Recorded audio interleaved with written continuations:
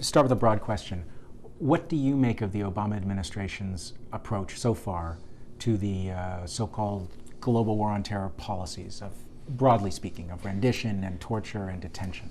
Well, I think we're seeing it be developed. You saw the early decision to close Guantanamo within a year, which was both the right thing to do, but it's also the right manner in which to go about it. You don't want to make a mistake in the way you get out of Guantanamo.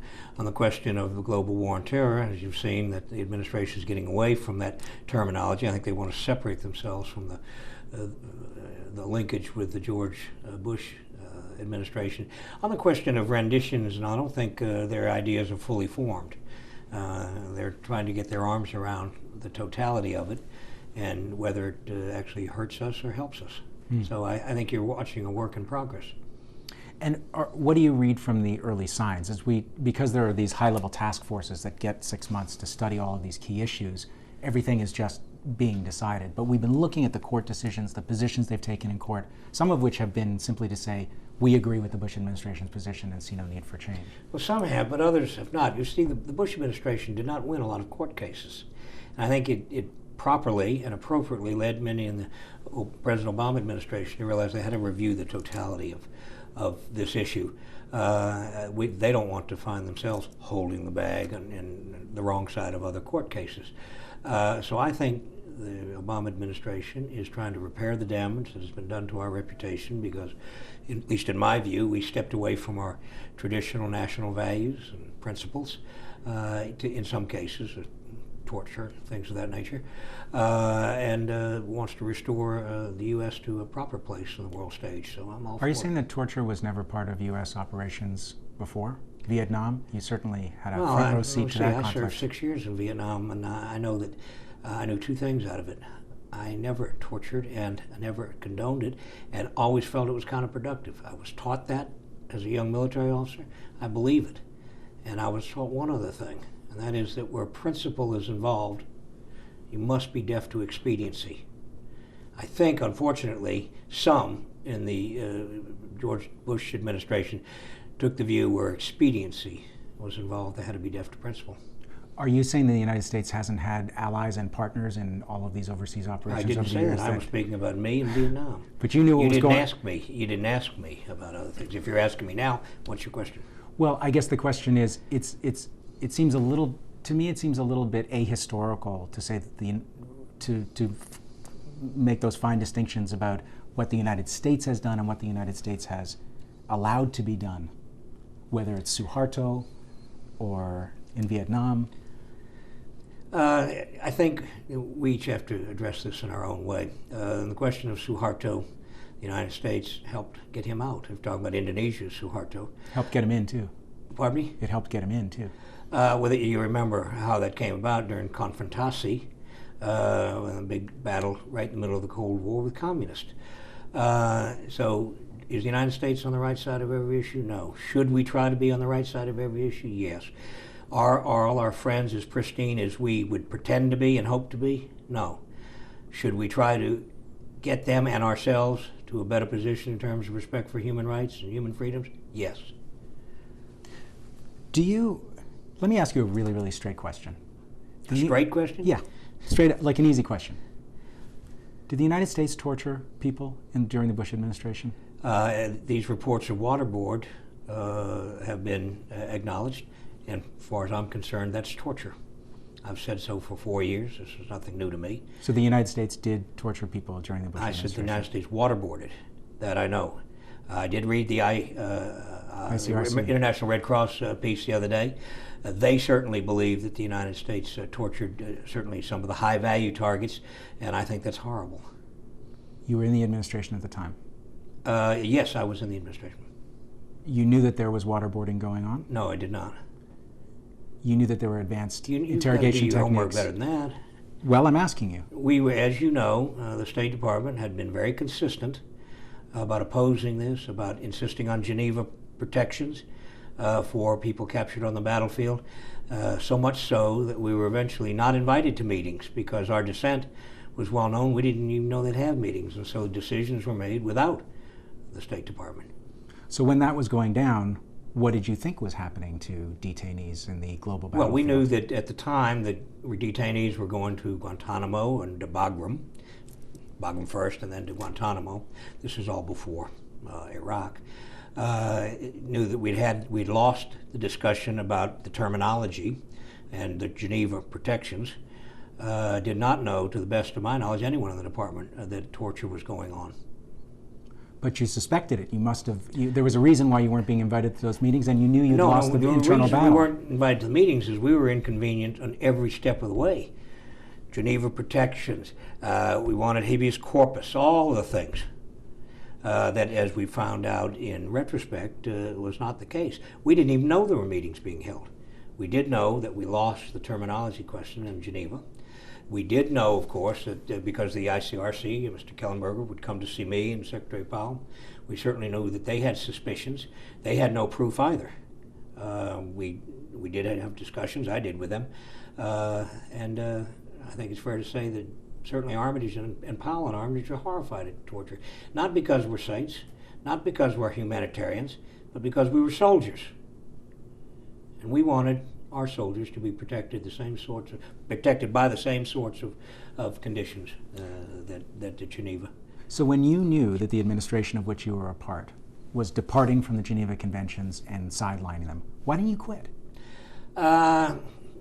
In hindsight, maybe I should have, but you won in those positions. You see how many more battles will you have. You maybe fool yourself. You say, well, how much worse would X, Y, or Z be if I weren't here trying to do it? So torture is a matter of principle as far as I'm concerned. I hope, had I known about it at the time I was serving, that I would have had the courage to resign. But I don't know. It's in hindsight now, and I can't say. I just hope I would have had the courage. Forgive me for my skepticism because it's my job. But reading the ICRC report, beyond waterboarding, which I've been waterboarded. I know about it. You're probably apart from Sheikh Mohammed, you're probably the most famous. The what? You're probably the most famous person who has been waterboarded. Mohammed Khalid, yeah. Sheikh Mohammed. I mean, I think, let's set aside the question of waterboarding for a moment. In the Red Cross... No, let's not set aside the fact that it's torture. Well, this is what I want to ask you about. It's torture. In the Red Cross report, they document that they had been accosting the administration since 2002 on a variety of issues, and they catalog what they heard was happening to so-called high-value detainees from 2001 on. Prolonged stress standing positions, beatings by use of a collar, beating and kicking, confinement in a box, prolonged nudity, sleep deprivation, exposure to cold temperature, prolonged shackling, threats of ill treatment, deprivation of I read the solid same food. report. Are you saying, as a soldier who was concerned about what was going on in the administration, that you had no idea that any of these things might be happening to suspects in the so-called war on terrorism? Yeah, until Abu Ghraib came along, I had no idea. We did have concerns about another aspect of this, particularly in Guantanamo, and that was that we'd find from time to time, when we'd receive reports about who was there, you'd find people who were quite elderly, which raised the question of what kind of sort of jihadists could they be, or quite young, which raised the question of how much jihad have they been involved in, or badly deformed, missing limbs and things of that nature. When those came to our attention, we argued with our colleagues in the State Department, the Defense Department, send them home. But I would venture to say that no one in the State Department knew that there was torture until the Abu Ghraib, and I don't think the Red Cross knew. Their accosting us was they wanted access to these people. They wanted the things that we would have provided under Geneva protections: information, next of kin notification, et cetera, at least in the discussions they had with me. They had no idea that there was torture. The reason they'd be able to put this report now is they have been given access, at least to the 14, I think, high-value detainees, and the detainees have consistently indicated that these behaviors happen, so much so that the International Red Cross has determined they're credible. I talked to Kit Bond from the Senate Intelligence Committee, to Kit Bond, Senator Bond, and interviewed Michael Scheuer, who was the architect of the rendition program under Clinton. Yeah. And both of them said to me very bluntly, I don't believe that torture ever took place by the United States, because everything was legally sanctioned, and under those legal sanctions it was no longer torture, whatever the behaviors were. And those high-value detainees were just taught to say all of those things about torture, and there's nothing but allegations in the Red Cross report. How can, for an international audience, it's hard to understand how insiders in the U.S. system today can deny that torture has been taking place systematically. I would not call either Kit Vaughn or Mr. Shore an insider. One's a vice chair of the Senate Intelligence Committee. One has oversight. He's not. He's co-chair. One has oversight responsibilities. So is not involved in these matters per se. And Michael Shore has been out of the CIA for quite a while. That doesn't mean he couldn't have some information. I take the other view. I don't know if everything that these high-value targets allege is true.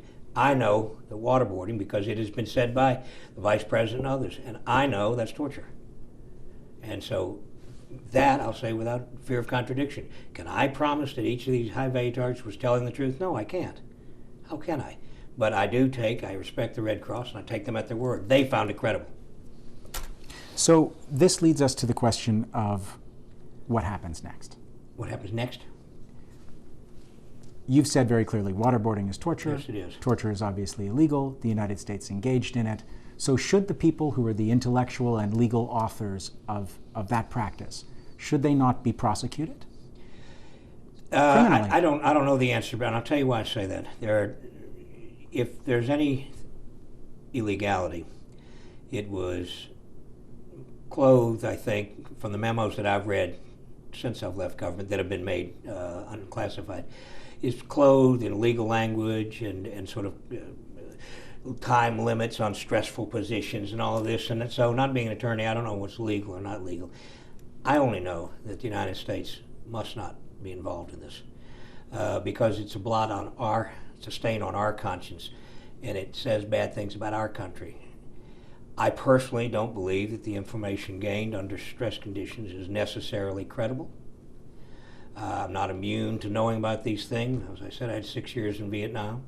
I had an occasion to stop a mistreatment by some Vietnamese counterparts of mine at one time, but I never was persuaded, and I'm not persuaded now, that we got good information by doing it. So on the one hand, we go against our principles, we blot our own honor for nothing.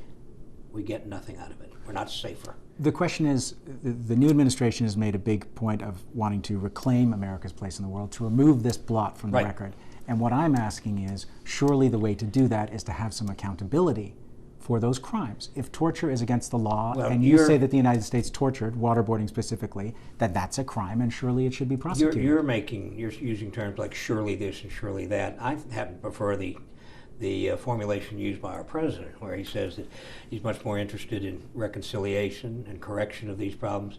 He wants to be a forward-looking man, and that's where I am. I know that in sort of human terms and global terms, where you have very difficult situations such as South Africa, the answer to the problems wasn't to throw everyone in jail. The answer was truth and reconciliation. So from my point of view, the most important thing is the truth. So then a reporter, such as yourself, can come in armed not with speculation and skepticism, but the truth. And then we can have a different conversation. So if there were a truth commission and it revealed that torture took place systematically by the Bush administration, then the truth should lead to some consequences. Well, I'm suggesting the consequences might be remedial rather than you're looking to throw someone in the hoosegow. I was talking about prosecutions, which is a criminal process for criminal acts. I'm less interested in that, but I am interested in correcting the record, correcting the situation. You'll notice that in our system, court cases are allowed where people can bring claims against the U.S. government. They have won on occasion these claims.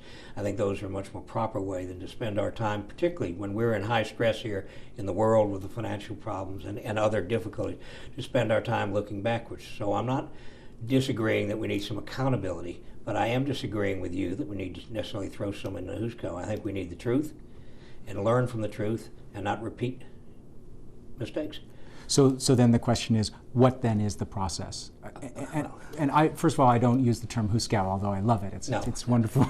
You use the term jail. Well, no, I wasn't saying these people should be sent to jail. What I said was, shouldn't there be, the U.S. justice system is premised on the idea that an adversarial pursuit of the truth will lead to an establishment of the facts, and there will be consequences for people who have broken the law. So when I say, shouldn't there be prosecutions, I'm saying, shouldn't the legal system be unleashed to determine the facts and apportion responsibility and punishment? We're going around and around in this argument. I'm clearly saying that I'm not where you are. I don't think that we necessarily benefit or learn from these things. So the question is, if you don't think that a legal process is the process, what process do you think should be followed? You might go back to what was envisioned by the framers of the Constitution. It was called congressional oversight. This is their job. One of the problems that we've had in this country, as far as I'm concerned, since September 11, 2001, is you had an absence of oversight. In Tom Ricks's excellent book, Fiasco, he has a chapter entitled Silence of the Lambs. Who are the lambs? The members of Congress, because they went AWOL, and they didn't provide the oversight. So that's where any investigation of this should take place, and any sort of truth and reconciliation, or whatever other term someone wants to use. Do you know anything about Senator Leahy's attempts at that? Nothing. Only what I read in the paper. And what I've read in the paper is that it's sort of going nowhere, right? So I don't think that members of the Senate particularly want to look into these things, or they might have to look at themselves in the mirror. Where were they? Where were they? They're your representatives too. They weren't here. They weren't doing their job. They were AWOL, absent without leave. Thank you. Thank you. It was wonderful. Thank you.